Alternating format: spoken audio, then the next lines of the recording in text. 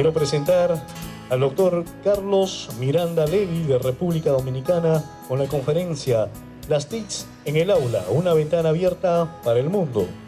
Carlos Miranda Levy, emprendedor social y consultor en tecnologías de la información para el desarrollo humano y gestión gubernamental, por más de 15 años de experiencia desarrollando proyectos y estrategias para la sociedad de la información, emprendimiento, innovación, desarrollo, educación, gobierno, contenidos libres, redes sociales, ecologías y respuesta a desastres en América Latina, el Caribe, Estados Unidos y Asia. Quiero pedir un fuerte aplauso para el doctor Carlos Miranda Levy desde República Dominicana. Adelante. Hoy vamos a hablar un poco sobre las TIC dentro del contexto del aprendizaje, las TIC dentro del aula, las TIC dentro del contexto de la escuela, las TIC fuera del aula, pero también en la vida del estudiante. Entonces, vamos a empezar con una historia que me contó hace muchos años un docente argentino. Nunca se me olvida la historia. Entonces, él era evaluador del Ministerio de Educación. Entonces él fue un día a una escuela rural y encuentra el aula hecha un desorden. Los estudiantes tiran aviones, tiran papel, corren, saltan, se mueven y la maestra en su escritorio no sabe qué hacer. Entonces él se acerca y dice: maestra, ¿qué pasa con su aula? Ella le dice: ay, doctor, es que el ministerio no me ha mandado los cuadernillos y no tengo material para hacer las actividades. Y le dice: a ver, maestra, que somos maestros. Y mira así rápidamente el aula y va y se para frente al panel de corcho que hay al final del curso. Y dice: niños, ¿esto qué es? Algunos atienden: un panel de corcho. El corcho, ¿de dónde viene? Nadie sabe, pero hay uno ahí que sí sabe. De un árbol. ¿Y de los árboles qué se hace? Madera. ¿Y con la madera qué se hace? Casas, ¿qué más? Barcos.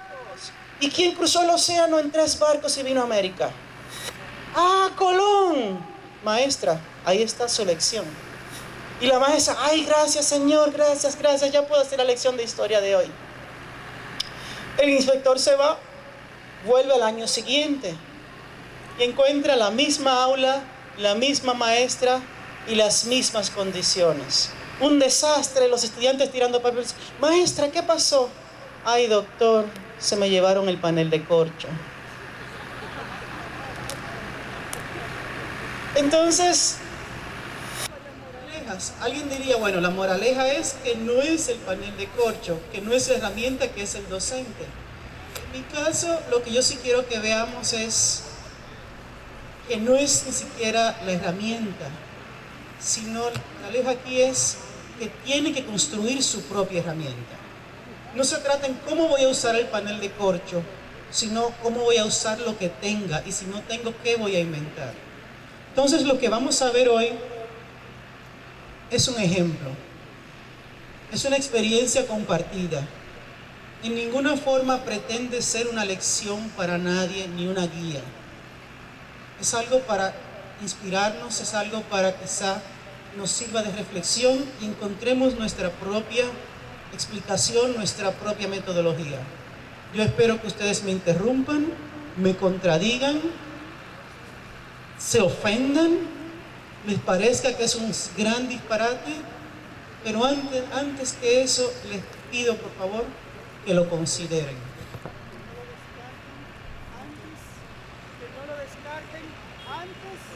De verlo, que no lo descarten antes de considerarlo. Entonces, vamos a empezar por lo más básico. Vamos a hacer un juego, pero no se preocupen que no los voy a interrumpir.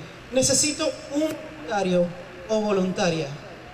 Venga, se va a subir allá arriba como ponente principal.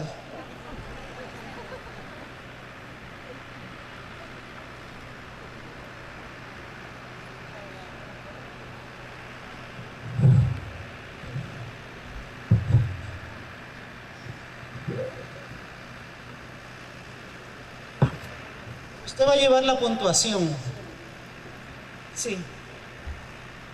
Entonces, acá va a ir usted. Yo le voy a explicar ahora lo que vamos a hacer con eso. Ahora necesito Un segundo voluntario. Tiene que ser uno de dos. O un maestro que tenga algo importante que compartir, o un chico o una chica de menos de 25 años y que sea muy atractivo. Cualquiera de dos. ¿Algún maestro tiene algo que compartir? Pues venga, maestro, y se sienta allá arriba también. Usted va a ser el premio del juego. El premio del juego va a ser almorzar con la maestra. Y ella le va a compartir algo. En nuestro juego vamos a tener 4 grupos. Vamos a tener los legionarios, vamos a tener los aprendices, los místicos y los sabios. Entonces, cada uno de ustedes elija uno de esos grupos. ¿Cuál es su equipo? ¿Con cuál se identifica más ustedes? 5 segundos para elegir. 5, 4, 3, 2, 1. Ya se acabó el tiempo. Ya cada uno tiene su equipo. Hay 5 habilidades en las que van a ser evaluados. O no evaluados, sino en las que se van a acumular puntos. Cada persona que participe, cada equipo que tenga una participación, va a ganar un punto en fortaleza. Cada persona que haga una pregunta o un comentario de algo que a mí no se me había ocurrido, algo que no está previsto en el modelo, pues gana un punto en magia.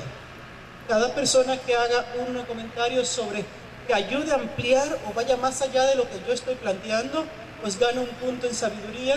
Y finalmente, cada cual que me contrarie o que se preocupe realmente por el bienestar del estudiante, va a ganar un punto en corazón. Ahora, cada uno de los equipos tiene un bono.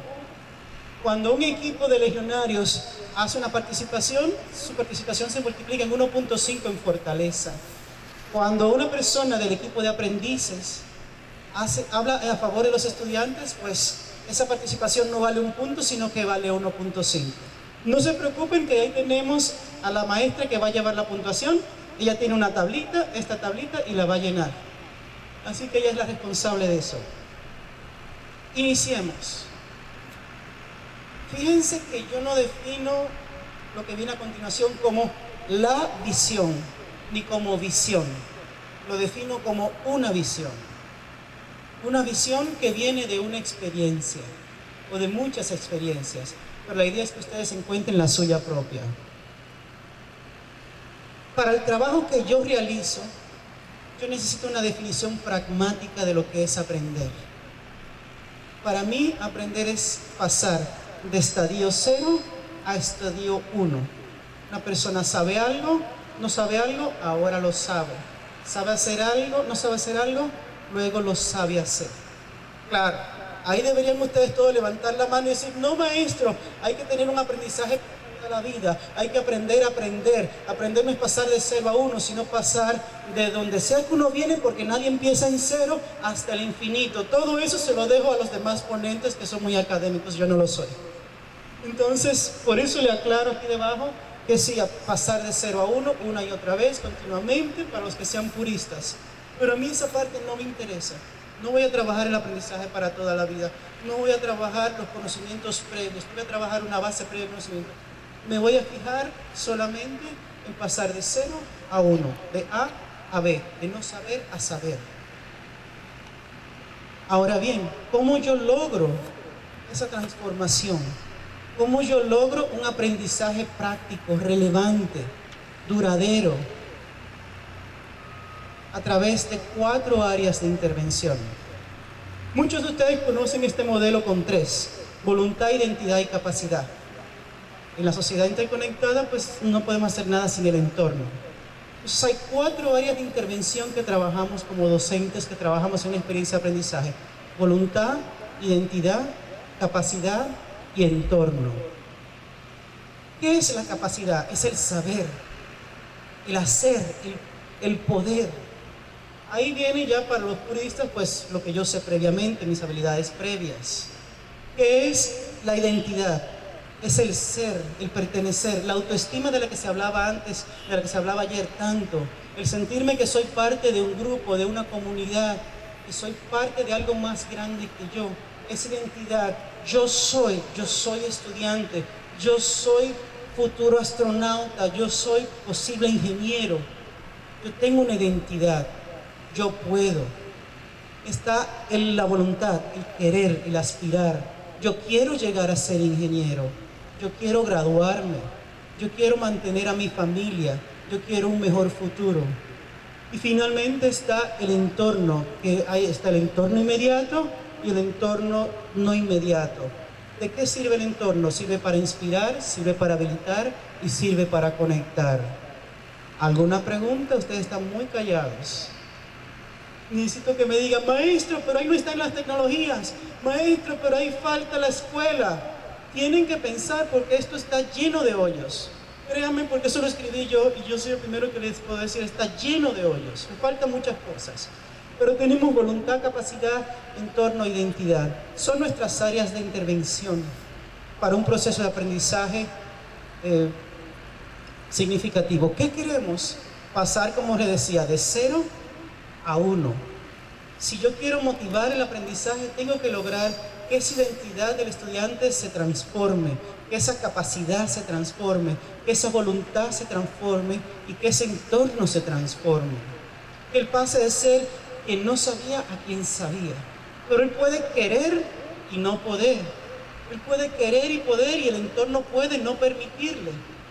Él puede querer, él puede saber, él puede ser.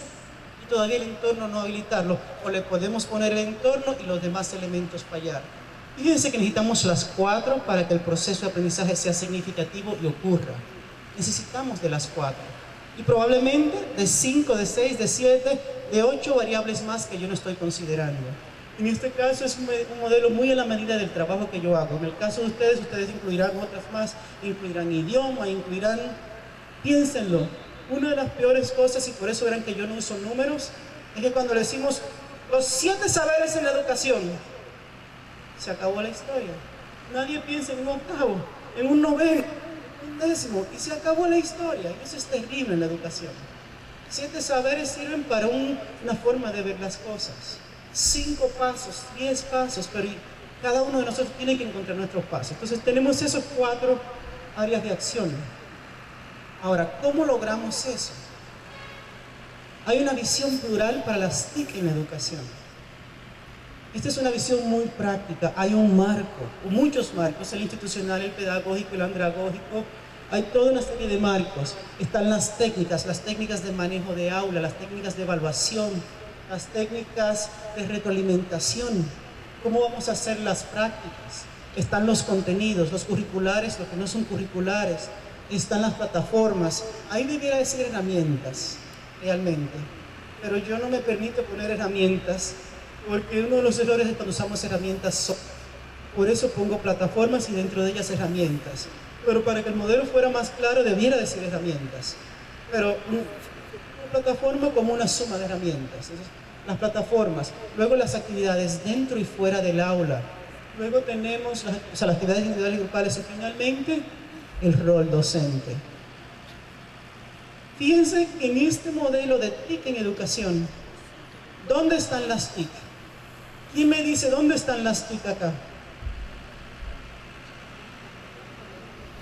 ¿Nadie las ve?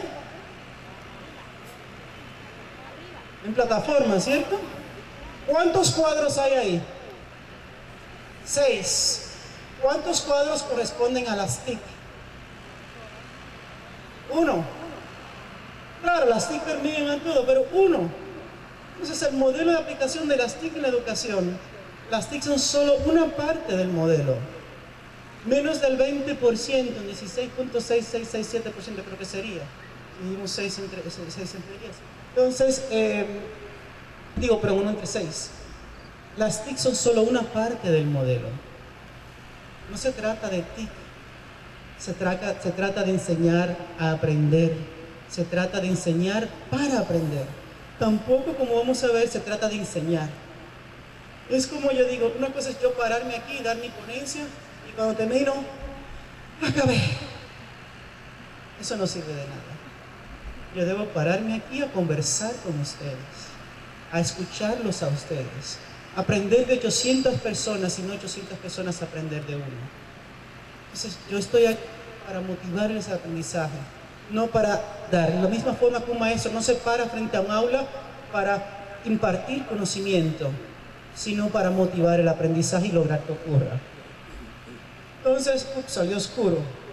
Una visión plural de enseñar para aprender con las TIC nos da esto. Tenemos el estudiante que tiene una identidad, una capacidad y una voluntad. Eso es inherente del individuo, inherente del grupo. Mi identidad, mi voluntad, mi capacidad definen quién soy, definen a dónde puedo llegar, definen lo que quiero hacer. Esto ocurre dentro de un entorno, mi entorno inmediato, mi entorno extendido, inmediato dentro del aula, inmediato dentro de la familia, extendido dentro de las redes sociales, dentro del internet, las películas, la televisión, la radio, el reggaetón, la cumbia, la fiesta, las elecciones, el bombardeo político, todo eso es parte del entorno extendido. Entonces, identidad, capacidad y voluntad definen la identidad, definen quién es el estudiante que puede hacer su entorno, lo habilita y lo conecta. Y en esas cuatro cosas intervenimos educando a través de los marcos, a través de los contenidos, las plataformas, las técnicas y a través del rol docente. Acá, yo me imaginaba que la gráfica se iba a ver mal, así que lo resumí en texto. Es más fácil verlo ahí. Tenemos las áreas de intervención, el individuo, su entorno y luego las plataformas de intervención. Marcos, técnicas, contenidos, plataformas, actividades y rol docente. Si me preguntan a mí, si nos saltamos cualquiera de esos, el proceso falla. El proceso no es eficiente. El proceso no es efectivo. Si nos saltamos cualquiera de esos pasos y de esos elementos, se quedan estudiantes en el camino. El aprendizaje es deficiente. Igual les digo, hay falta muchos otros. La idea es que ustedes los completen con los que sirvan para ustedes. Hay una historia muy bonita que contó Sir Ken Robinson, un señor inglés que vive en Estados Unidos, muy famoso en el tema de renovación de la educación. A mí me gusta contarla porque es una de mis historias favoritas en educación. Hay una niña de 7, 8 años dibujando en el aula. La maestra va y le dice, ¿qué dibujas? La niña le dice, yo dibujo a Dios. Y la maestra le dice, pero nadie ha visto a Dios. La niña le dice, bueno, en un ratito lo van a ver. Entonces, a veces nosotros somos quienes ponemos la limitante. La niña no tiene que pensar que nadie ha visto a Dios, ella se lo va a mostrar a uno. Tenemos que reconocer esas capacidades del estudiante. Hay otra historia muy bonita que cuenta Piaget en uno de sus libros, de la niña que mueve los brazos y que le dice, ¿qué haces? Le dice, no, yo estoy haciendo así para que sople el viento. Porque cuando los árboles mueven sus ramas, hacen que el viento sople. Y eso a todos nos parecería un disparate. Para Piaget me pareció algo tan importante porque dice, esa niña tiene una estructura de conocimiento que puede ser falso, de la misma forma que nosotros tenemos conocimientos falsos de lo del universo, en base a teorías. Ella formuló una teoría de por qué sopla el viento. El viento sopla cuando los árboles mueven las ramas. Y él cuenta que la niña movía los bracitos así. Cuando los árboles mueven las ramas, el viento sopla.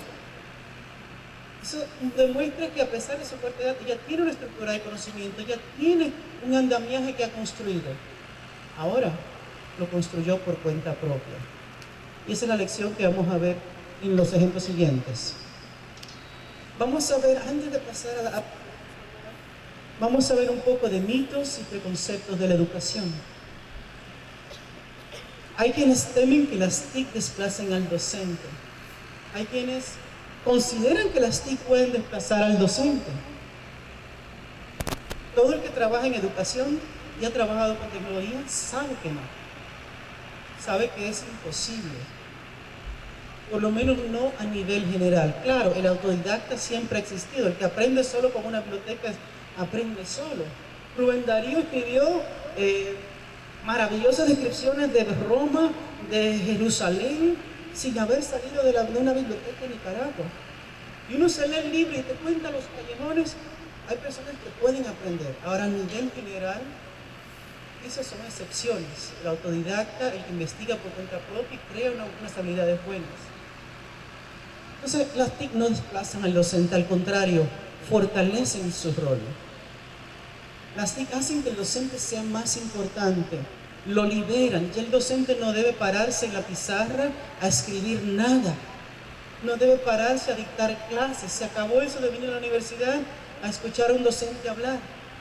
Los contenidos, los materiales están en línea, están en el CD, están en cualquier lado. Con el docente venimos a aprender, a aplicar el conocimiento, venimos a compartir, a discutir, a debatir, a analizar.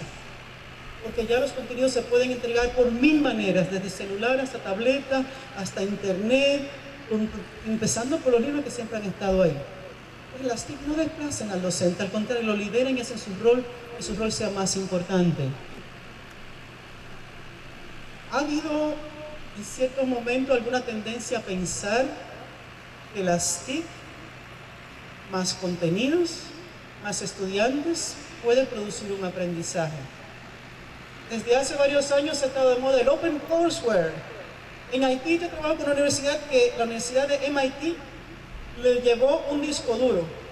Miren, acá están todos los contenidos de MIT, para que ni siquiera tengan que ir a internet, para que los estudiantes puedan acceder a esos contenidos. Y no pasa nada. Las iniciativas de Open Courseware ya van para 5, 7, 8 años que tú puedes ver los contenidos de Stanford, de Harvard, de MIT, de Oxford, que están en línea para que los veamos. No pasa nada. Porque el aprendizaje es más que leer, es más que revisar unos contenidos. Miren el ejemplo de los famosos MOOC que están de moda. 120,000 personas se inscriben en un curso. La estadística más reciente te dice que solo el 12% de las personas que se inscriben en un curso en línea lo terminan en los MOOC. En las que son ya universidades oficiales que te dan una titulación, una acreditación, pues la tasa es un poco más alta, pero igual, o sea, 88% de deserción. Porque no son los contenidos, no son las tecnologías los que hacen que la educación ocurra, que el aprendizaje sea interesante, que el estudiante participe. Entonces hace falta más. ¿Qué falta? Ver el punto de arriba, el docente. Saltando ya a los temas nuestros, la tecnología aísla.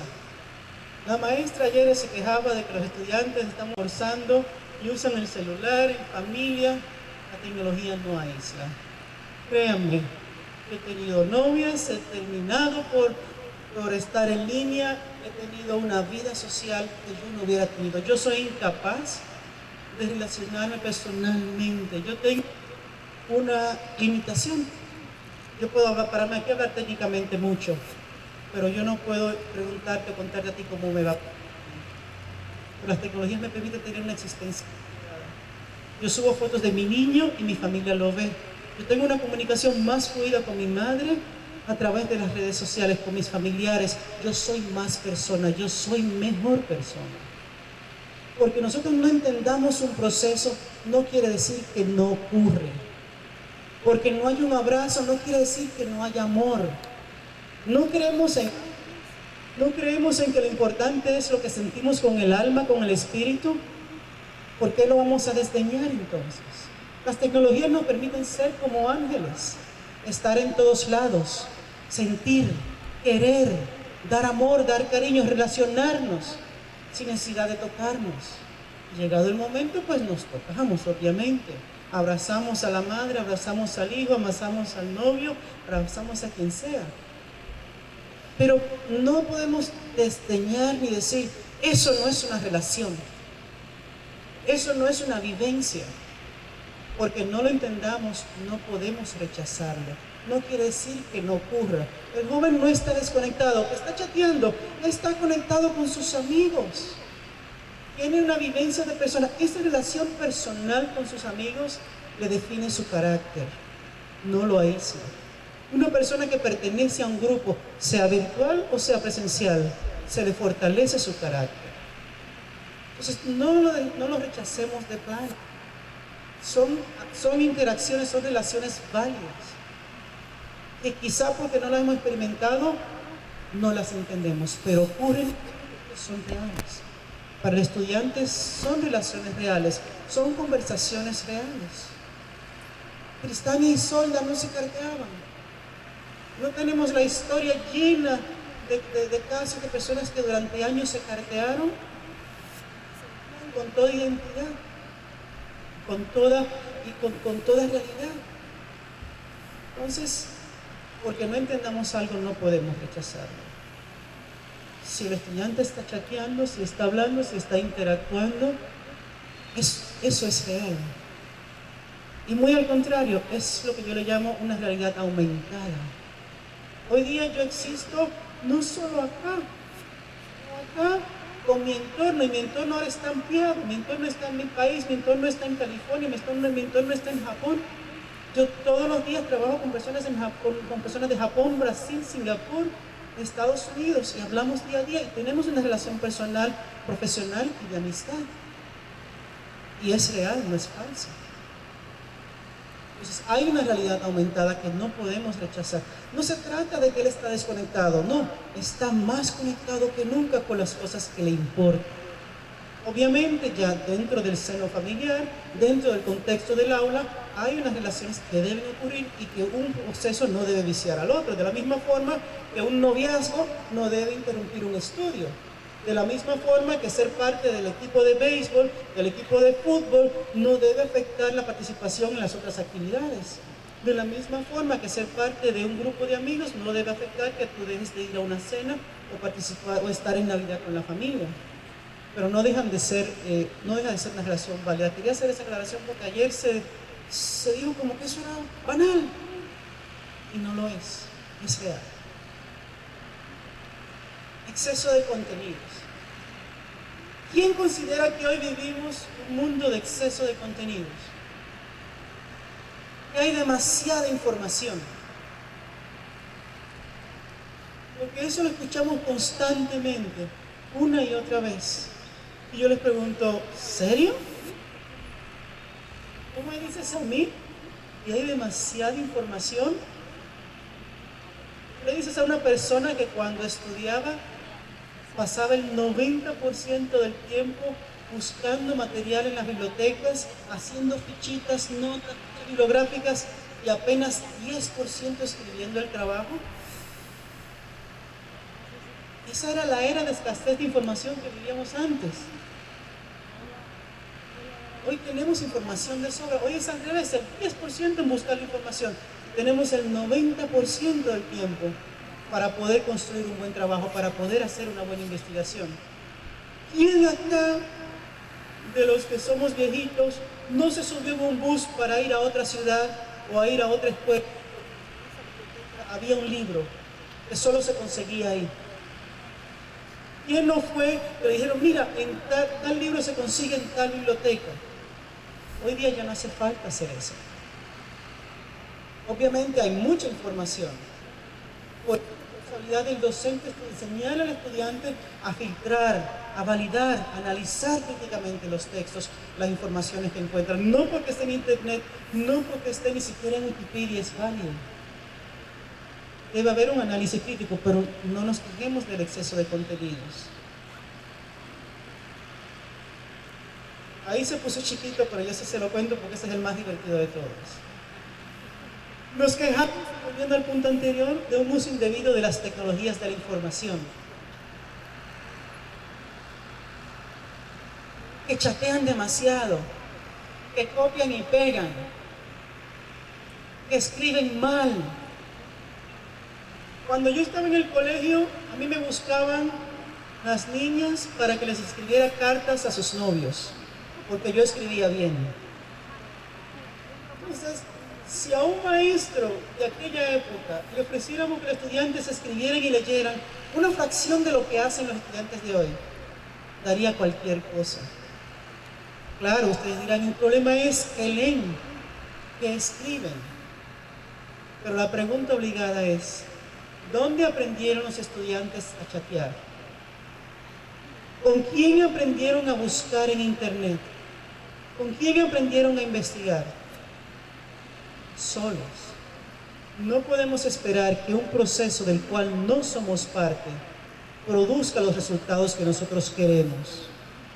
No podemos esperar que un proceso del cual somos ajenos arroje resultados que sirvan a nuestros objetivos.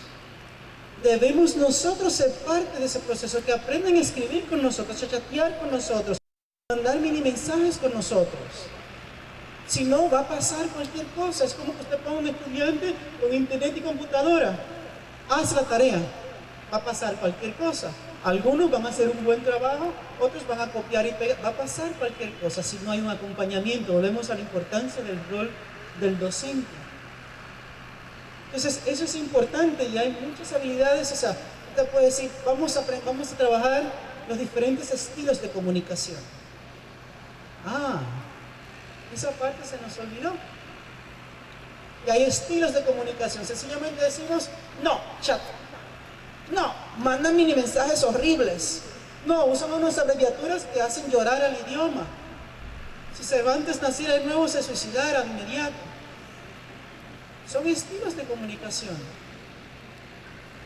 ¿Cómo hablamos con nuestros hermanos, con nuestros amigos? Diferente.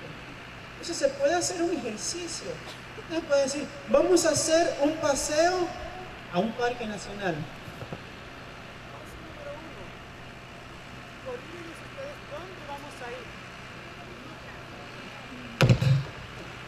Coordinen entre ustedes dónde vamos a ir.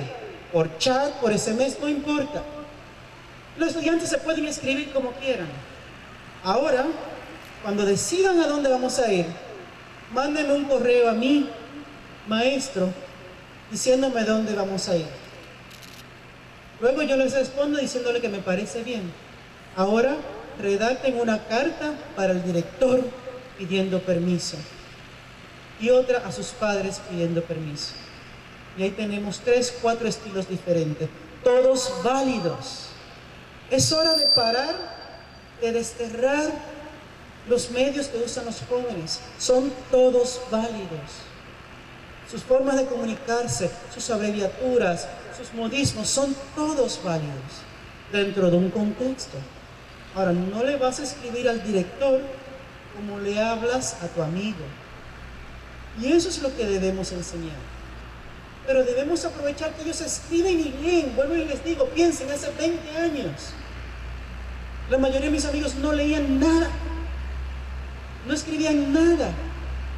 Ahora leen Twitter, leen noticias, ven videos, escriben mensajes. Pero están escribiendo, están leyendo. Ya ese paso está dado. Ya están escribiendo y leyendo. Ahora aprovechemos eso y hagámoslos escribir, hagámoslos leer cosas que sirvan al proceso educativo. Pero no va a pasar solo. No va a pasar por voluntad propia de los estudiantes. Es el docente que debe hacerlo. Es el docente que debe aprovechar que manda mini mensajes. Es el docente que debe aprovechar que están en el TV chat. Es el docente que debe aprovechar que chatean. Incorporar ese estilo de comunicación, ese medio de comunicación en el proceso de aprendizaje. Si no, estamos perdiendo una oportunidad que no ha existido antes. Jamás tantos estudiantes en la historia de la humanidad han escrito y han leído tanto como leen los estudiantes de hoy. Que leen mucha basura y que escriben todavía mucha más basura, es cierto. Pero ¿quién les enseñó a leer? ¿Quién les enseñó a escribir? ¿Quién los acompaña en ese proceso? Se habla mucho del impacto negativo de las TIC. Que los jóvenes hacen copiar y pegar. Que pueden encontrar las respuestas de inmediato en el internet. Que pueden... Momento. ¿Quién define el uso de las TIC en el contexto del aula? ¿Quién define el uso de las TIC en el contexto de una actividad educativa? ¿El estudiante o el docente? ¿Quién define ese contexto? Dígame alguien. El docente. El señor ha respondido una pregunta bien. Así que, ¿cuál es su equipo? Ustedes de los ordinarios, ustedes de los que teníamos antes. Le toca un bombón por responder una pregunta. Así que quien quiera bombón, a preguntar y a responder. Entonces, es el docente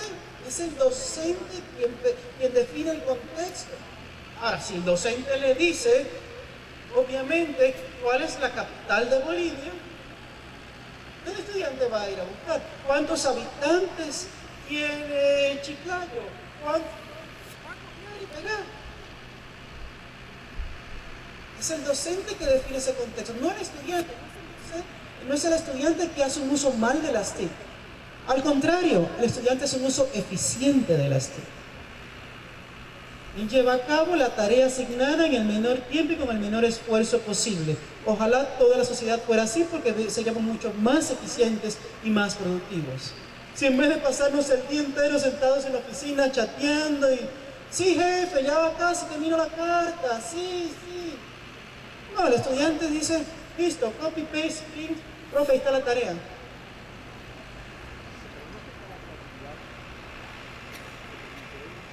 ¿No afecta la creatividad?, pregunta él.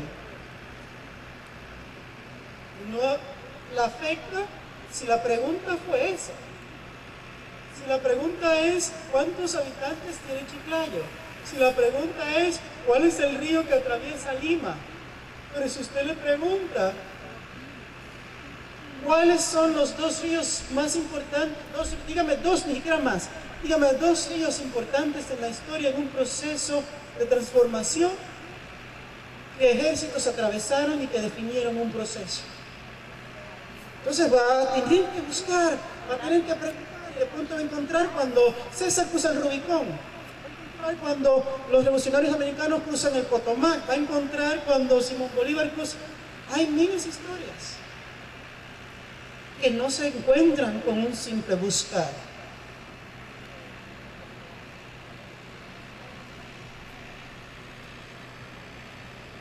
Profesor, lo que usted nos quiere decir es que pongamos, si nosotros planteamos preguntas de retención, nos van a dar respuestas de retención. Si nosotros vamos a realizar preguntas de comprensión, de enjuiciamiento, de creatividad, de producción, las respuestas serán diferentes, ¿verdad? Claro que sí.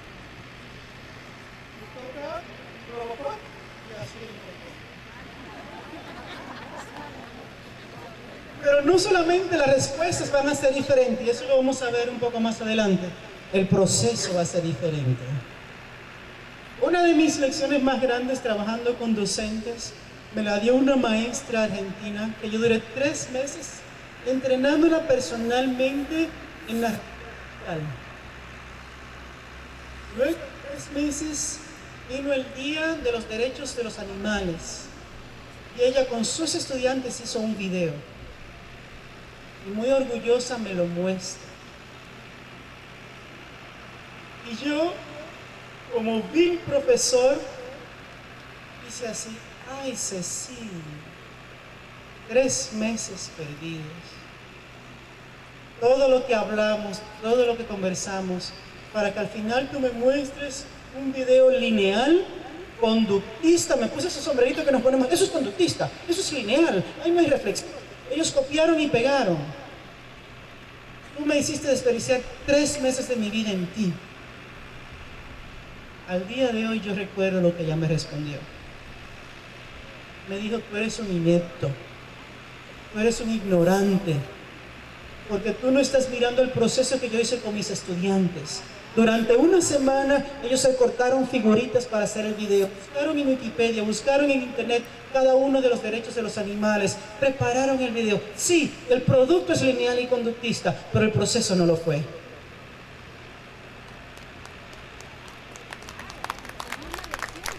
Y me dio unas cosas importantes. Durante mucho tiempo le estuve pidiendo, pero duró como 3 meses sin hablarme luego de eso. Porque tenía razón. El producto era conductista, el proceso no lo fue. Entonces, lo que dice la maestra es no solamente el proceso, no solamente el producto, sino el proceso. Si para ellos poder responder la pregunta, tienen que pensar, tienen que analizar, tienen que investigar, tienen que averiguar qué río cruzó San Martín, qué río cruzó Bolívar, qué río cruzó cualquier otro. Entonces, van a aprender, van a ser creativos. ¿Quién define eso? El docente, el maestro. No las TIC, no la escuela. El docente es quien define eso. Un tema que trabajo mucho, pero acá hay algunos directivos.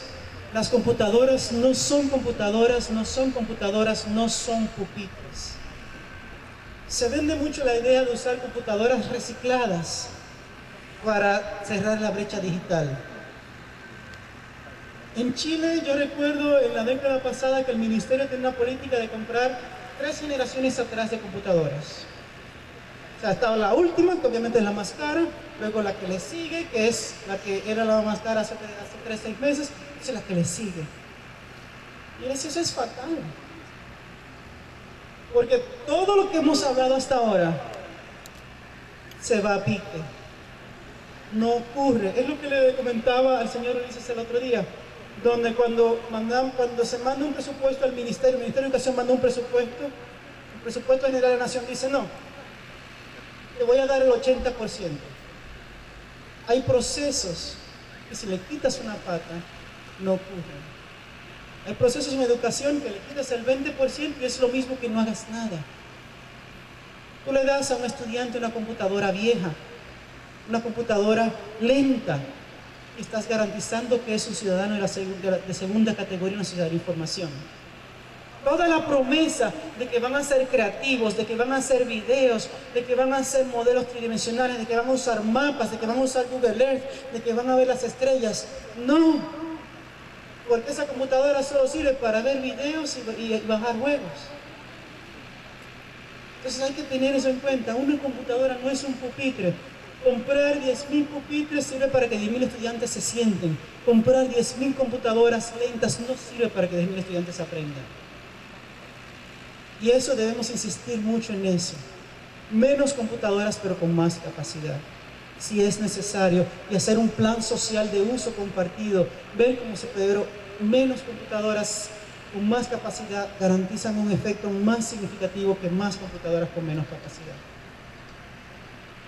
Yo he ido a lugares remotos, a lugares en ciudades, a encontrar que los estudiantes lo que están es jugando. Porque no pueden instalar un buen programa, no pueden instalar 3D Studio, no pueden instalar, ni siquiera usar Google Earth, que la computadora explote. Entonces, eso no es tecnología al servicio de la educación. Entonces, eso es un punto importante que me gusta siempre cubrir. Hace una semana, hace 3 semanas creo, yo iba en mi auto y oigo en un programa de radio que están hablando del absurdo de que los niños tengan celulares inteligentes. ¿Que quién pone en mano de un niño un aparato de $500, de $300? Es una aberración. A mí me ofendió tanto que yo fui a la radio. Traté de llamar, pero no tomaban el teléfono y me aparecí en el programa. Y le dije, la aberración es lo que ustedes dicen. Entre un celular inteligente y un celular bruto, ¿cuál yo le voy a dar a mi hijo? El inteligente, yo quiero que mi hijo sea inteligente. Ah, que se la va a pasar chateando. Va a chatear, pero también va a investigar. Sí, pero también va a desarrollar habilidades. Pero yo veía dónde venía, era un discurso social, de que están consintiendo a los niños y es darle, y le dicen, mira, te voy a poner un ejemplo.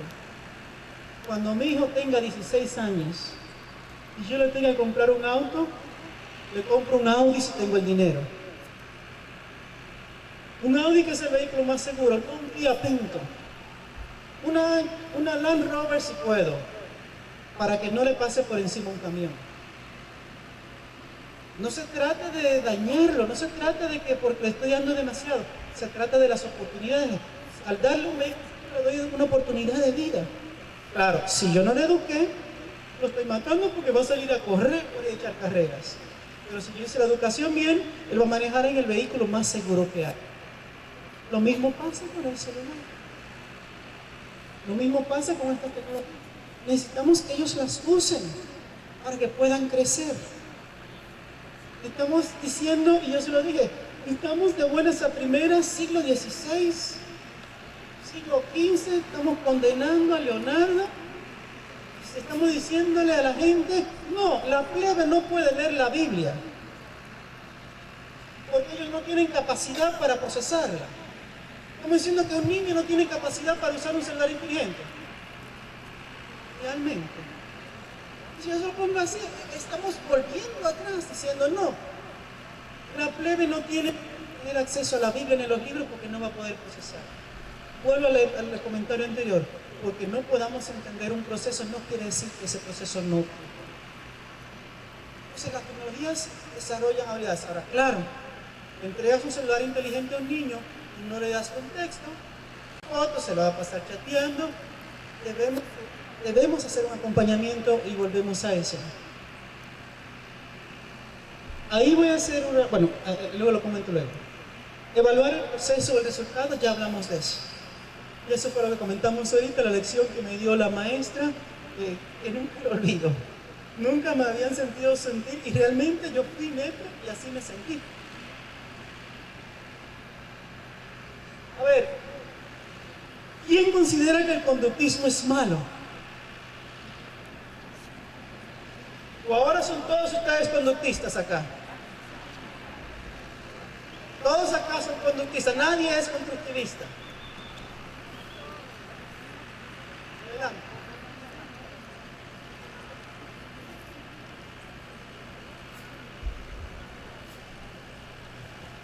Yo considero que dentro de los dos modelos educativos que se desarrollan dentro del proceso de enseñanza-aprendizaje, ¿no? Tenemos el conductismo y tenemos el constructivismo, ¿no? Y sencillamente, si hacemos un análisis del conductismo, nos van a desarrollar en el proceso de enseñanza-aprendizaje que es planificada, nos van a desarrollar personas más pasivas, personas de repente más discriminativas,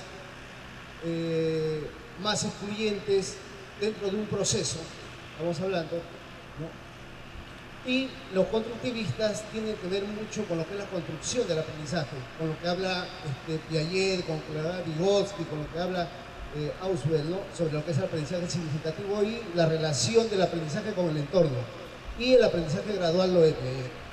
Entonces, la idea es, yo lo estoy atendiendo muy bien, la idea es, a veces, el cuestionamiento está, no en el conductismo, sino en el proceso.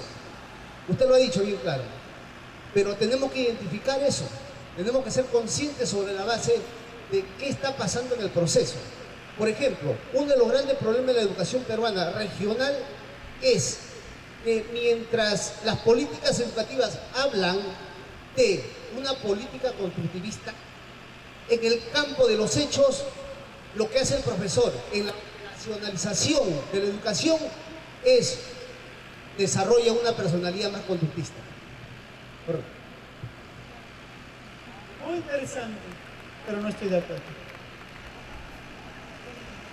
A ver, ¿cómo llegó Mozart a ser un músico virtuoso? ¿Cómo llegó Picasso a ser un pintor grandioso? ¿Cómo llegó un atleta a ser campeón mundial? ¿Cómo llegó un equipo de fútbol a ganar la Copa América? Día tras día, repitiendo la misma acción, el mismo dribleo, el mismo tiro, el mismo rebote, la misma defensa. Entonces, no voy a hacer yo obviamente acá una apología del conductismo porque todos sabemos que es un demonio y que no lo queremos.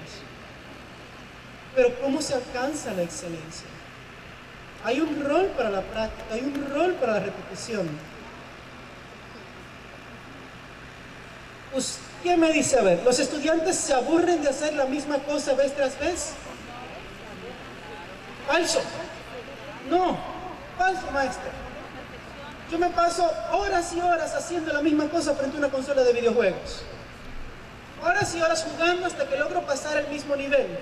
¿Quién juega Candy Crush acá en su celular? Horas y horas ahí poniendo pulsitos hasta que tú pasas a un nivel siguiente. Es un reto. El maestro se ganó 2 dulces. Ahí vamos allá, 2, no 1. Ya él puede subir acá y dar la conferencia. Le damos una menta y un bombón. Es un reto.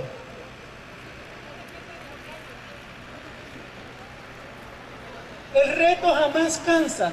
¿Ustedes ven lo que yo le decía? Ustedes saben más que yo. Yo no hago nada, por eso yo no me atreví a pararme allá arriba. Yo los miré de, uy, esos que están ahí saben más que yo. Yo no tengo nada que hacer allá arriba. Nada que hacer. Yo me pongo aquí abajo. Es más que yo también. Entonces, la repetición no aburre. La falta de reto aburre. La imposibilidad de superar algo aburre. Pero la repetición. Y por eso debemos dejar de copiar, de repetir. Y debemos reflexionar. Piénsenlo. ¿Cómo se alcanza la excelencia? Con la repetición. Y ahí, esto lo menciono dentro del contexto de las TIC. Porque las TIC nos liberan a los maestros de tener que repetir. Usted le pone un programa y mire, hágame 100 ejercicios de matemática y el programa pregunta y responde y le cambia los números. O sea, el libro de álgebra nada más tiene 50 programas por tipo. El programa de computadora le va a dar infinito porque le va a cambiar las variables. Entonces, las TIC nos ayudan a hacer esa parte del proceso de repetición. Entonces, piénsenlo, reflexionen y luego ustedes me van a decir a mí que yo todavía tengo la respuesta bien. Pero la repetición no es mala. La evaluación. Esta es, todos tenemos un pequeño demonio, un elemento de maldad. Y si me preguntan a mí, se manifiesta en los estudiantes, en los maestros cuando ponen las notas. Por lo menos eso creemos los estudiantes. Que se manifiesta en los maestros cuando ponen la calificación. Venga, venga.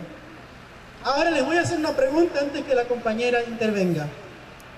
Cuando ustedes van al médico a hacerse un examen médico, ¿el examen es definitivo? Le dicen, uy, tiene colesterol alto, no pasa. Se quemó, ya, muerto. No, que la presión está alta, ya usted reprobó. El examen es un diagnóstico para actuar, que permite recuperar, no es definitivo. Volvemos a eso ahora. Buenas tardes, mi nombre es Cintia, soy docente de nivel de educación inicial. Yo tengo un hermano menor que actualmente tiene 13 años. Yo sí estoy de acuerdo con lo que dice acá el señor ponente, que no es necesario que un niño pequeño, o sea, darle el celular el más barato, el que tiene menos capacidades. ¿Por qué? Porque mi hermano hace 10 años tenía 3 años. Yo en ese tiempo me acuerdo, me compré un DVD y lo coloqué ahí, pues el DVD, ¿no? Y entonces, es una experiencia que he pasado, ¿no? Nosotros teníamos un CD de villancicos, el cual lo colocábamos, la música estaba en inglés. Entonces, yo le enseñé a él, a mi hermano, las funciones básicas. Un niño de 3 años, ¿no? Para retroceder, avanzar, play y abrir y colocar la película. Y entonces el CD estaba, como la música estaba en inglés, nosotros con mis hermanas intente para ver las opciones, las funciones, para tratar de que las músicas pasen al castellano. Habremos estado por lo menos una semana en eso y nunca pudimos. Un día yo llego del trabajo y mi hermana me dice, Cintia, ¿qué? Te voy a contar algo, ¿qué? De Leo. ¿Qué ha pasado? Le digo, fíjate que yo estaba en la cocina cocinando y cuando el Leo agarrado y ha puesto la música de los villancicos, cuando estaba sonando en inglés y después empezó a sonar el castellano. Y lo, ¿qué? Sí. Y mi hermana dice, yo he ido ahí a la sala y Leo viene echado en el mueble escuchando los villancicos, así viendo el DVD con la película. Y le dice, oye Leo, ¿cómo has hecho para que la cambien las voces? Porque como era pequeño todavía no le enseñaba inglés. ¿Cómo has hecho para que cambien las voces? Ah, sí. Le coloca la opción, pero él no sabía que era la opción. Ah, sí, presionó los botones y lo cambió otra vez al inglés. A ver, cámbialo otra vez. Ni nosotras, que éramos más viejas, lo habíamos podido hacer. Y no solo eso, sino le descubrió todas las funciones. A los 5 años, mi celular lo sabía manejar mejor que yo. Yo le enseñé, como dice acá el ponente, a entrar a juegos, porque le encantaban los juegos. Y lo sabía manejar mejor que yo. Por eso, no es necesario que un niño pequeño no le celular el más barato, el que tiene menos funciones. Desarrollen, gracias. Desarrollan habilidades que no podemos imaginar, que no podemos predecir. Mi sobrino, si yo cuento esta historia, ya es vieja, ya hace cuando él tenía 5 años, 3, 4 años, cuando salió el Nintendo Wii. Nosotros jugábamos boliche, ¿cierto? Entonces los adultos hacemos así. Damos un paso atrás, disparamos, hacemos así. Todo el tiro para hacer la chuza, ¿verdad? Porque construimos la experiencia en nuestra cabeza, eso lo vamos a ver luego. Mi sobrino de 5 años, que nunca había jugado boliche, obviamente, que nunca había visto un partido de boliche, hacía chuza tras chuza. Pero ¿cómo jugaba él?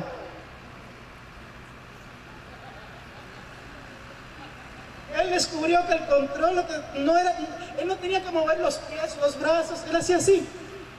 Él descubrió que el control de Luis es lo único que importa. Y él encontró cómo hacer la precisión perfecta y hacía un juego perfecto. Sin mover el brazo, sin... Ellos tienen su inteligencia, tienen su habilidad y desarrollan cosas que no podemos prever. Entonces, volviendo al tema, cuando vamos al médico, nos diagnostican colesterol alto, ya reprobamos la materia, de al médico para el cementerio. Entonces, la evaluación es un mecanismo de diagnóstico. La evaluación, y aquí viene algo donde hay mucho debate, la evaluación es la herramienta más poderosa que tiene el docente para la personalización de la educación, para la personalización del aprendizaje. Hoy día, de eso se trata las TIC en la educación. Si hay algo que las tecnologías nos permiten hacer, es ofrecer educación y aprendizaje personalizado. Que todo lo demás, llevar las notas, llevar el control de la existencia, buscar los materiales, todo lo demás, lo hace la tecnología. El docente se limita a inspirar, a acompañar, a mentorear y a personalizar el proceso de aprendizaje. Ahora bien, ¿es eso nuevo? Un buen docente hace 50 años era un docente que conocía a sus estudiantes y ofrecía un proceso de aprendizaje personalizado. Mi socia es una maestra argentina que va a tener casi 70 años ya. Bueno, yo no voy a decirlo, me mata. Ella se retiró hace 3 años. Pero cuando yo trabajo con Nidia, a mí me asombra. Porque yo descubro que a los docentes les enseñaban cuáles eran los distintos telares en América. Por región, por etnia, les enseñaban tantas cosas. Un docente de antes tenía cultura. Yo sé que aquí hay muchos jóvenes y no debería decirlo, pero un docente de hoy tiene técnica. La formación del docente hoy es en técnicas, manejo dentro del aula. A mí me causa mucha gracia cuando vienen estudiantes de último año de la carrera de pedagogía y se acercan. Mira, nosotros queremos saber cuáles son las técnicas que usted usa dentro del aula para mejorar el aprendizaje. Y no se quedan mirándolos. Porque un docente le va a decir, ay, mijito, uno hace lo que puede, con lo que tiene. Eso de que ellos quieren que tú le digas, no, uso la técnica tal, uso la técnica del libro. Eso es en la escuela. Luego, cuando tú vas al contexto real, pues usas técnicas, vas desarrollando tu propio estilo. Entonces, los docentes pueden producir un proceso de aprendizaje personalizado y ese es su rol hoy día. Y siempre lo ha sido. Hace 100 años, hace 200 años, un buen docente era el que encontraba las debilidades de un alumno y lo ayudaba a superar. Encontraba aptitudes especiales de un alumno y le ayudaba a fortalecerlas, a crecer en esas aptitudes. Es lo mismo, un buen mentor, un buen tutor es quien ofrece un aprendizaje personalizado. Hoy las tecnologías nos permiten volver a eso. Luego de un hiato de 20, 30 años, donde el ministerio nos ha bombardeado con cuadernillos, con metodologías, con evaluaciones periódicas, con una homogenización de contenidos, se le ha sacado el alma a la educación. Y el docente se pasa el año cubriendo ejercicios de cuadernillos y de cosas que no le dan tiempo para la personalización muchas veces. Hoy las tecnologías nos permiten volver a la personalización. Entonces, en la evaluación, recordemos eso. Lo más importante de la evaluación es que es un diagnóstico que debe permitirse recuperar. Porque a un estudiante le fue mal en un examen, ¿debe reprobar la materia si estamos a mitad de año? porque sacó 0 en el primer examen, ¿ya significa que no va a pasar la materia? Ojo que yo no estoy diciendo que las calificaciones no cuentan. La calificación final es definitiva porque debe haber, obviamente, un rendimiento de cuentas. Si usted no se esforzó en el año y llegó al final del año, pues se quema. Pero no puede ser que porque me reprobé el primer examen, ya reprobé el año. Debe haber la posibilidad de recuperación. De recuperar esos puntos, de ponerme al día de... Porque, ¿cuál es el rol del docente? ¿Ser un filtro? ¿Ser un colador? ¿Que el estudiante pase o no? ¿O que el estudiante aprende? ¿Quiénes son cristianos acá? ¿Quiénes creen que todo el que se arrepiente antes de morir va a la gloria? Entonces, todo estudiante que se aprende la lección antes que acabe el curso puede pasar. No importa si pecó, no importa si reprobó un examen, si al final se aprende la lección, debe pasar. El problema es el promedio. Cuando el profesor comienza a promediar, liquida al alumno. No usa la pedagogía del error. La intolerancia desaparece de su mente. La ternura lo deja en su casa. Si Dios perdona, el profesor pequeño. Yo jamás promedio. Ese es el mensaje. ¿Estamos para aprobar o reprobar alumnos o para que alumnos aprendan? Repensemos esa práctica de evaluar, repensemos el promedio, repensemos el sumar. Si antes que termine el año él aprendió la lección y maneja los contenidos, merece pasar, aunque haya...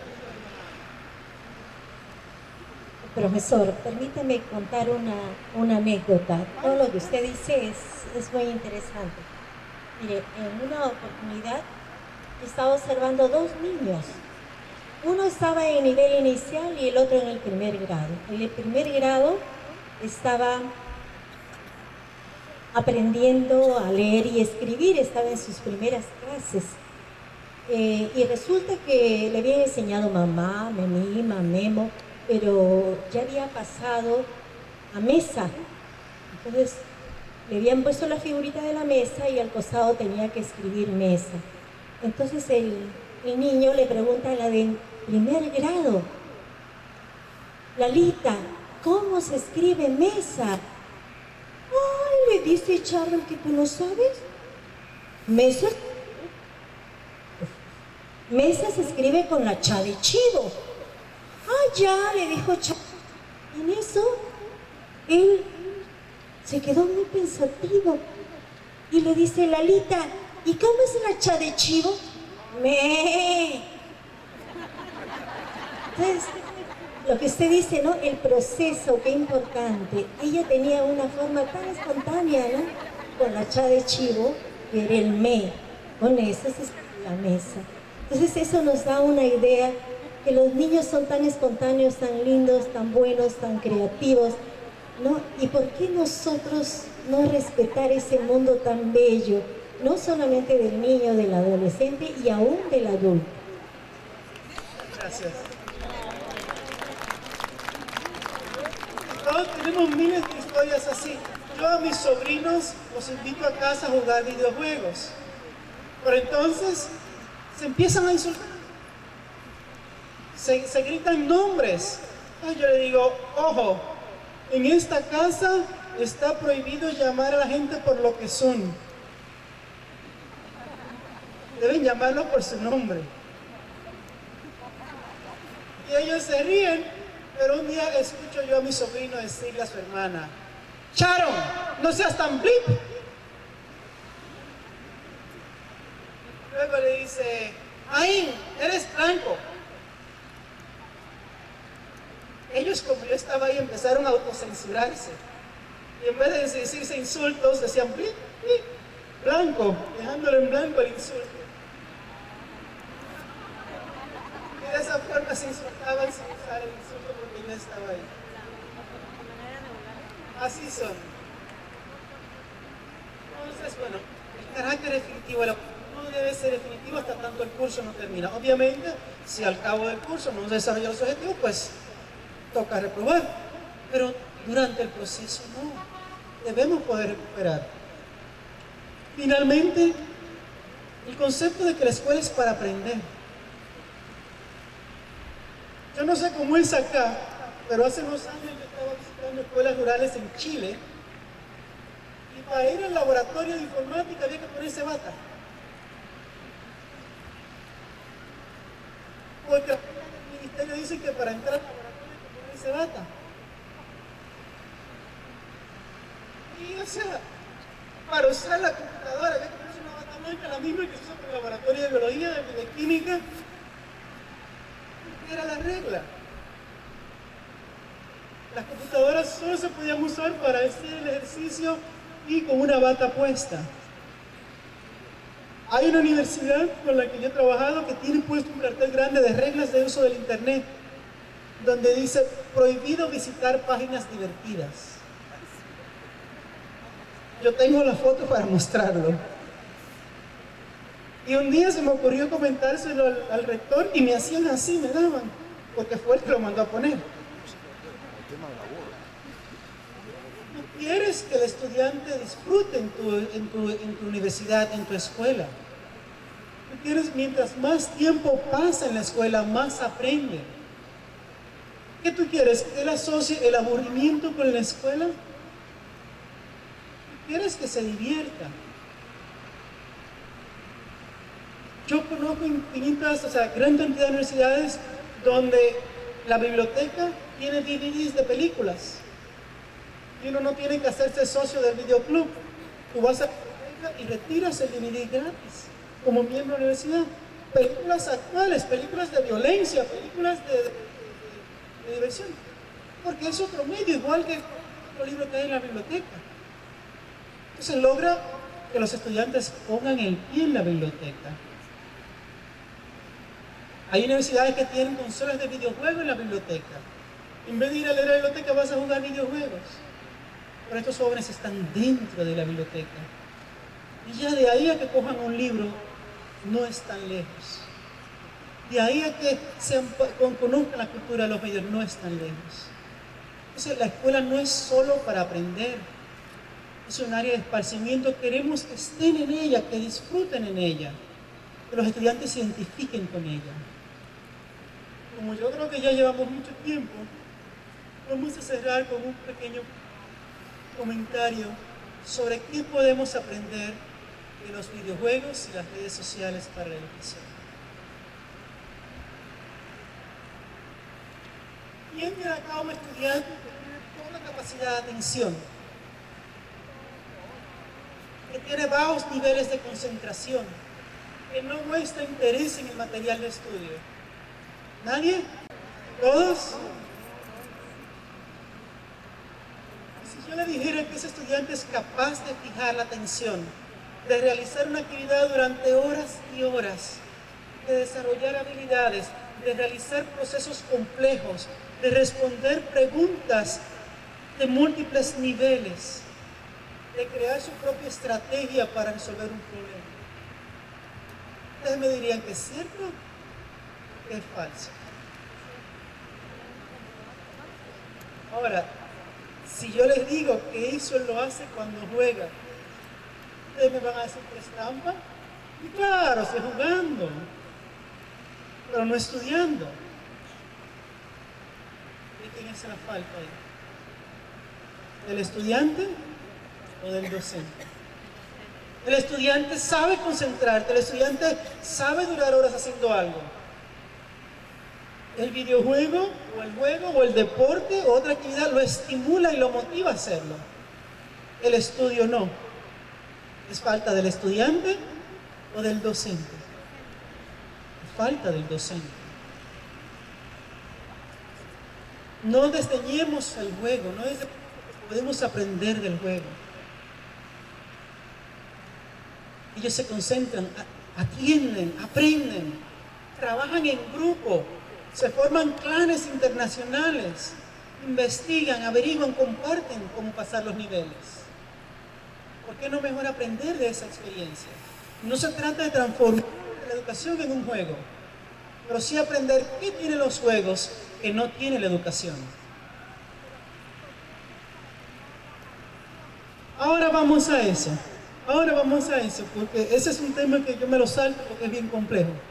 Pero primero, ¿ustedes creen que ellos juegan, que se vuelven adictos, como dice la maestra, porque los juegos son divertidos? ¿Son los juegos divertidos? Falso. Piensen la última vez que vieron a un chico jugando. Insulta, ofende, la enseña otro un cuchillo así y golpea el piso y maldice. Eso no es diversión. Eso no es risa. Como les digo, y mis sobrinos se insultan entre ellos. Es una visión muy perversa de la diversión en todo caso. Lo importante de los juegos no es que son divertidos.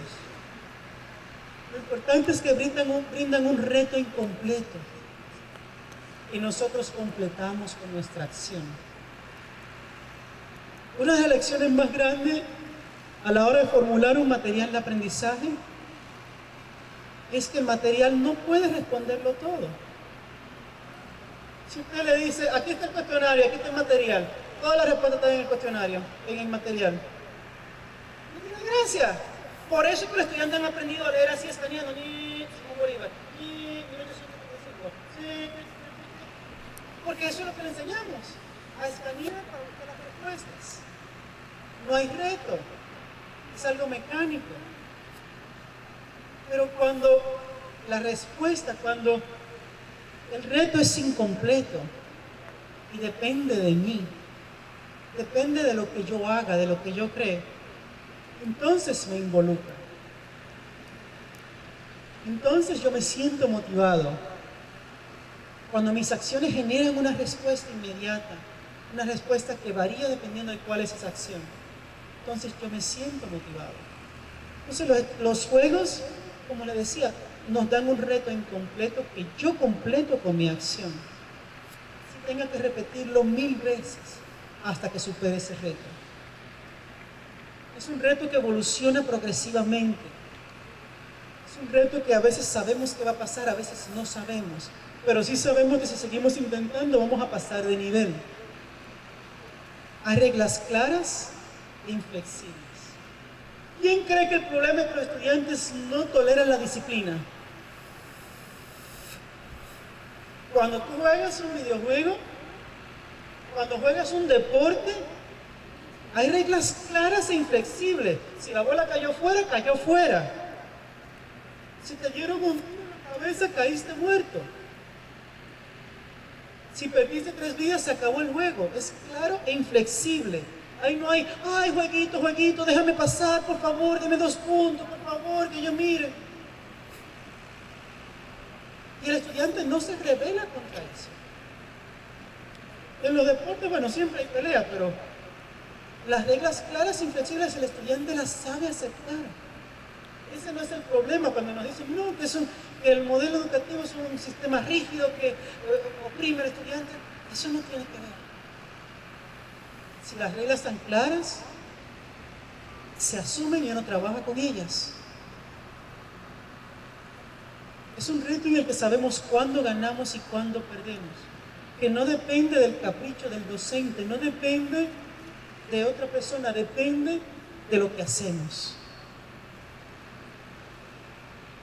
Es un reto en el que podemos recuperar nuestras pérdidas. Yo puedo perder todas mis balas y luego puedo recuperarlas. Yo puedo perder todas mis vidas, bueno, menos una, y luego puedo ganar más vidas. No hay una sanción de que tomé por el camino errado y ya voy a quedar maldecido por el resto del juego. Yo puedo reconstruir mi fortuna, reconstruir mis puntos, reconstruir mis niveles. No hay una valoración unidimensional. Quien juega Cityville, Farmville aquí lo sabe.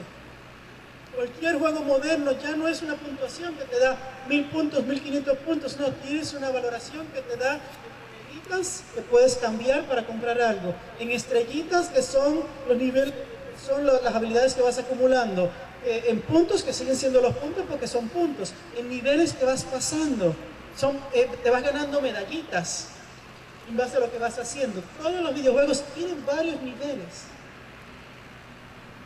Ayer se habló de que el estudiante, que es imposible concentrarse en múltiples cosas a la vez. ¿Quién juega Farmville aquí? ¿Quién ha jugado Farmville en el Facebook? ¿Cuántas cosechas tú tienes? Petunias, geranios, maíz. Mi sobrino de 21 años se iba de viaje y me daba su cuenta de Facebook para que yo entrara a Facebook a echarle agua a sus hortensias virtuales, porque se iban a marchitar. La persona más despistada del mundo, pero él sabía que si se iba de viaje se le iban a marchitar sus petunias, sus geranios. Dice, éntrame por favor y échamele y riégamelas. Los jóvenes que juegan Counter-Strike, que juegan Halo, están jugando en tiempo real con equipos, donde tú tienes que medir cuál es la fortaleza del monstruo, cuál es la fortaleza del otro del equipo, qué arma tiene, qué arma vas a usar, dónde estás. Se manejan múltiples dimensiones. Nosotros no hemos manejado eso. No significa que no ocurra. Sí, el estudiante es capaz de hacer multitareas, porque lo hace todo el tiempo. Creció jugando así. El estudiante sabe que si compra ron en Puerto Príncipe lo puede vender a mejor precio en Legán, o puede venderlo a mejor precio en Caracas en un juego de piratas. Y en su cabeza lleva la contabilidad de cómo están los precios de los productos en diferentes partes del mundo.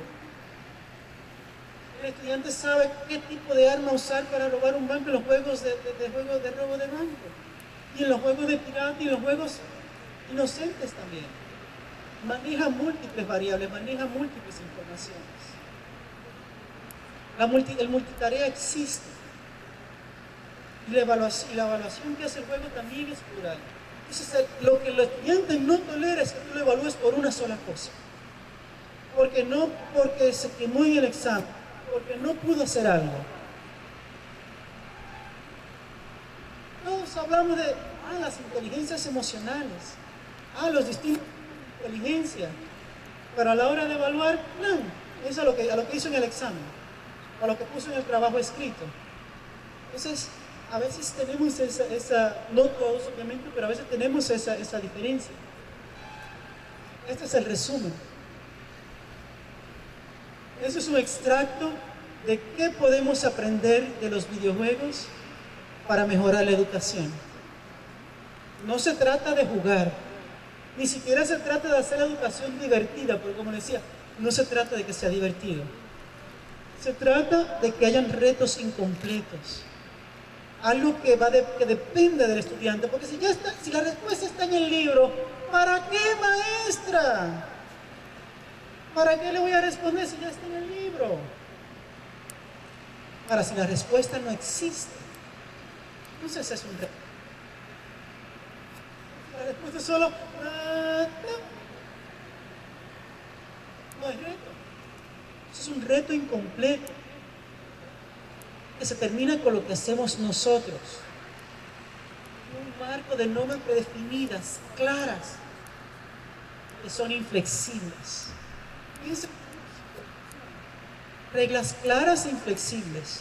Usted completa esta tarea así, de la forma que quieras, pero con estas reglas. Con dificultades crecientes en los videojuegos, cada nivel, los mundos son más grandes, son más feos, hay que saltar más lejos, hay que moverse más rápido, pues de la misma forma, no podemos pasarnos el año y que las actividades sean las mismas, pero solo cambia el contenido. Liste los ríos de Perú, ahora liste los ríos de América del Sur, ahora los ríos de Asia, ahora tiene que haber algo que yo me sienta, ok, ya yo hice un mapa. Ahora cuénteme, hago un mapa, indique tal otra cosa, que vaya siendo cada vez más complejo, donde las acciones se importen de inmediato. Ese es el reto más importante en educación. Porque en el videojuego, cuando juegas, ganas o pierdes, hay música, hay un sonido, el control te vibra. tenemos que dar una... Por eso, ¿cuántas preguntas han hecho acá en mi ponencia hoy? Como 7, ¿cierto? Porque hay mentita, hay una retroalimentación inmediata. Todo el que levanta la mano le sale un bombón. Entonces necesitamos eso porque aún inconscientemente, ¿quién va a preguntar por un bombón? Nadie, pero lo hacemos. Créanme que si no ofrezco bombón, nadie se... Y nadie habla por el bombón, pero lo hacemos. Entonces, tiene que haber... el juego debe ser, la educación debe ser variable, pero a la vez predecible. Que me sorprenda, pero que yo sepa que tiene un nivel siguiente, que va a pasar algo. Que yo me pueda recuperar de mis pérdidas. Que haya, volvemos al mismo tema, la recuperación inmediata y acumulación de méritos. Que yo vaya ganando. Lo hacíamos en preescolar, lo dejamos de hacer con los adultos. Las medallitas, las estrellitas, a todos nos gustan. Las caritas felices. Una de las redes sociales más grandes del mundo es Foursquare. Y si tú pones 5 veces que estás en un sitio más que los demás, eres el alcalde del lugar. Y lo hacemos. Entonces, esas pequeñas medallitas, esos pequeños méritos ayudan. Valorar en múltiples criterios. El reto sea incansable, ahí la tecnología nos ayuda. El ejercicio se puede hacer 1 y 1000 veces, no tiene que estar el docente presente. Que haya competencia social y colaboración social. Dentro del aula, ¿cómo quedé yo? ¿A qué nivel estoy rankeado? En mi aula, en el curso, en la escuela. Y compitamos entre todos. Yo sé que hay personas escépticas. Muchos dicen, sí, pero ese tipo de juego, saber cómo lo ponen en el aula. Por eso yo hice este trabajo. Todo lo que yo les dije a ustedes se hace desde hace décadas por los Boy Scouts. Piénsenlo. ¿Por qué son tan fanáticos los Boy Scouts? Hay un marco teórico, la filosofía Scout, de vivir en armonía con la naturaleza, de estar siempre listo, de estar al servicio de los demás. Hay un marco práctico, se hacen actividades de campo, nos reunimos todas las semanas, vamos a acampar, vamos a pescar, vamos a construir. Hay una identidad personal, tengo mi uniforme, mi pañoleta, aprendo a hacer el nudo. Hacer el nudo es parte integral de ser Boy Scout, hacerse el nudo de la pañoleta. Hay una identidad grupal, yo soy del grupo tal, yo soy de los lobos, yo soy de los... Hay toda una... Este es mi grupo, mi tropa, como dice. Yo soy de la tropa tal, la tropa tiene un tótem. La tropa tiene un grito de reunión. Hay un liderazgo, hay un jefe de tropa, hay un coordinador de todos. Hay un liderazgo y los roles son móviles y dinámicos. Si el líder no funciona, se puede remover. Tú llegas a ser líder cuando vas desarrollando habilidades, cuando vas ganando las competencias de nudo, la competencia de diferentes cosas. Hay un reconocimiento progresivo, es tanto personal y grupal. Las tropas compiten, las tropas van quedando. Pero además el Boy Scout, como los militares, va acumulando medallitas sobre las diferentes habilidades que va logrando hacer. Va acumulando sus medallitas que las exhibe. Hay un reconocimiento inmediato también en las competencias. Así sea carrera de sacos, pero no importa. Si yo gané en carrera de sacos, no importa si yo soy el más bruto de mi clase, yo soy el mejor saltando en sacos. Y eso me define el carácter. Todos necesitamos ser buenos en algo. No importa en lo que sea. Así sea alando soga, así sea subiendo árboles, así sea saltando sacos. Esto lo permite. Y si todavía no están convencidos, está el modelo de las artes marciales. Lo mismo, hay un marco teórico, la filosofía del karate, del judo, del aikido, de cualquiera que usted elija. La misma ley, incluso si quieren pensar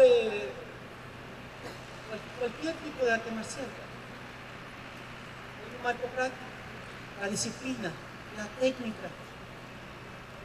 La repetición, yo hago mi kata, yo aprendo mis movimientos. Hay una identidad personal, yo tengo un uniforme, yo vengo a la práctica todos los días, yo repito hasta que me vuelvo mejor. Hay una identidad grupal. Mi traje de judo tiene acá el emblema de la escuela. Si vamos en competencias en grupo, hay liderazgo, hay roles móviles donde yo voy acumulando, donde se definen los líderes que van ganando. Hay reconocimiento progresivo. Cinturón blanco, cinturón amarillo, cinturón naranja, cinturón verde, cinturón marrón, cinturón negro, primer dan, segundo dan, tercer dan, luego y así se va. Hay una escala en la que si tú te esfuerzas vas a ir creciendo. Hay una retroalimentación inmediata, el rol del maestro. El sensei está ahí para enseñar, para corregir los movimientos. Hay un reconocimiento inmediato. Hacemos prácticas en la clase, competimos entre nosotros. Si yo gano, gané. Quedé como que fui quien gané. Se participa en competencias y hay recuperación. Si yo perdí ahora, yo igual puedo ganar luego. Incluso en una pelea, no importa si me derribaron, todavía yo puedo ganarle a alguien. Todavía yo puedo estar debajo y si hago un ippon en judo, yo gano, gano el match. Entonces, como les decía, no son solo los videojuegos. Debemos repensar qué tenemos que aprender de los modelos exitosos para que la educación sea más motivadora. Gracias.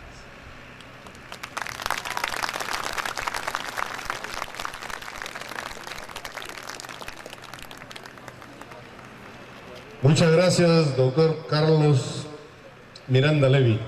Una ponencia tremendamente ágil y muy dinámica. ¿Alguna pregunta, por favor, para el doctor? Muy puntuales, por favor. Correo, regrésalo, por favor. Los correos del doctor Carlos. ¿Alguna pregunta? Ahí están. ¿Dónde hay alguna pregunta? Por favor, bastante puntuales, que le permitan al ponente desarrollar realmente sus experiencias. La pregunta es sobre evaluación. Sencilla. ¿Podemos afirmar una evaluación individualizada y una evaluación grupal? ¿O son complementarias en los TIC?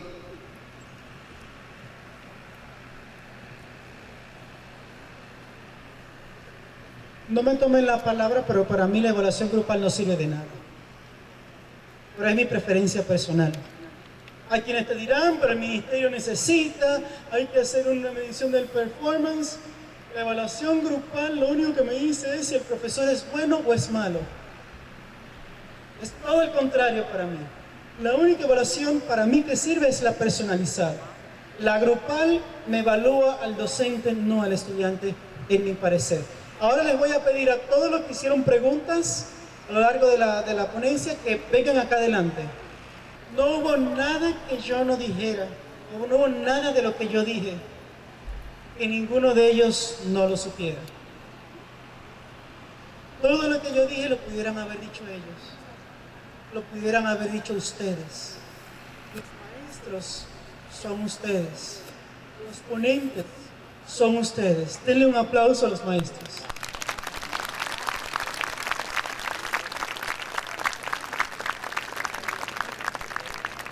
Y ahora de premio, ellos se tienen los unos a los otros y vamos a almorzar juntos. Realmente yo creo que nos ha enseñado muchas cosas interesantes el doctor, sobre todo porque nos ha roto a muchos de nosotros las ideas equivocadas de que las TICs o la tecnología podría despersonalizarnos. Y es cierto en algunos aspectos, pero el problema es el método y el problema es el docente. Si el método es el adecuado y el docente maneja la cosa de manera correcta, yo creo que las TIC se convierten en una aventura virtual muy humanizante. La ternura, la tolerancia, la paciencia, el calor, la calidad, atraviesa la tecnología. Y es cierto, la tecnología no está solamente en la plataforma.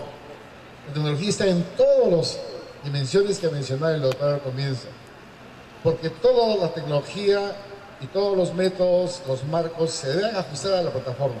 Y la plataforma se debe ajustarse a los marcos, ajustarse al método, a la personalidad de cada grupo. Doctor, de verdad, me siento orgulloso de haber escuchado su ponencia. Nos ha enseñado muchas cosas, a mí particularmente bastante.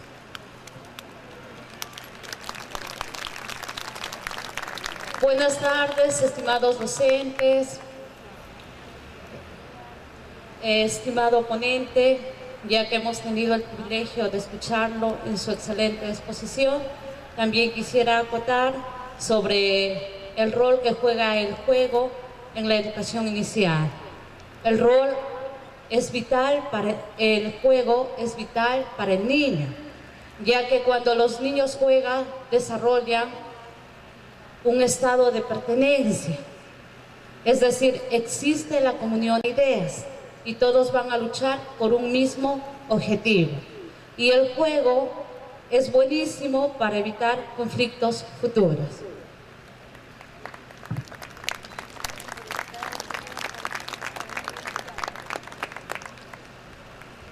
Solamente dos invitados más, por favor, a hacer uso de la palabra porque ustedes tienen que ir a un pequeño break para continuar con la siguiente exposición. Gracias. Yo quiero compartir con todos ustedes esta mañana, motivado por la conferencia del doctor Carlos.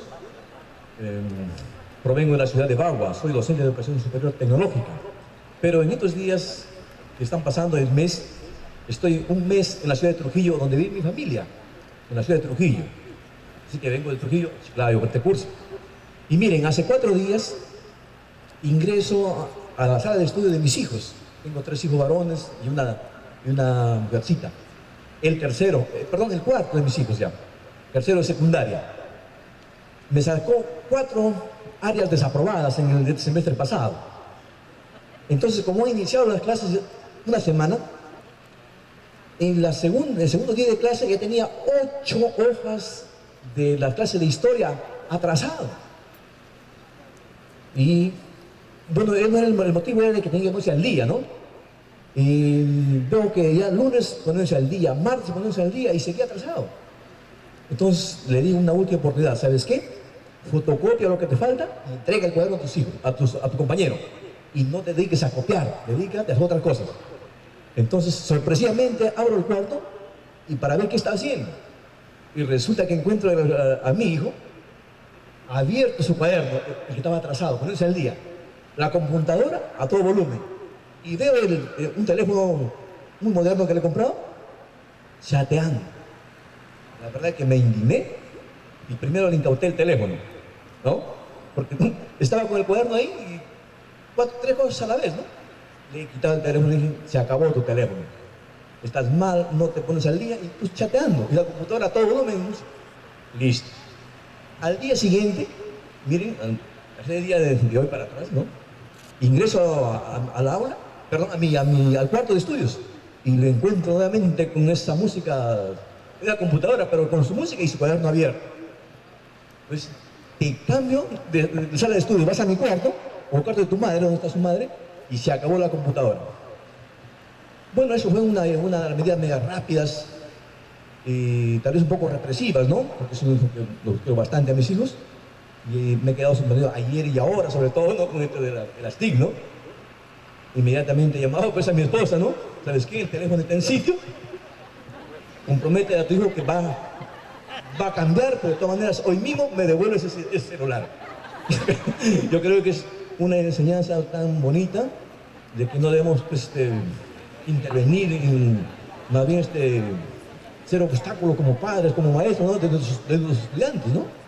De que, porque no fuimos educados de esa forma, queremos también poner nuestro modelo de estudios, que es totalmente diferente. Estoy de acuerdo que estamos quizás muy retrasados en nuestros conocimientos en cuanto a tecnologías y hoy hemos aprendido muchas cosas muy prácticas. Muchísimas gracias. Muchísimas gracias. Yo creo que el colega ya lo dijo todo. Antes de anoche también entré a la sala de estudio, Bruno estaba jugando en su tablet y bueno, era una matanza total, ¿no? Y aparecía la pistola, él derrumbaba los sesos y ¡pam, pam, pam! ¡Oh! Dije, Dios mío, está aprendiendo a ser un criminal, qué desgracia, ¿no? Yo le digo, Bruno, ¿y eso? ¿Qué, no me ves? Estoy que me tumbo a todos, ¿no?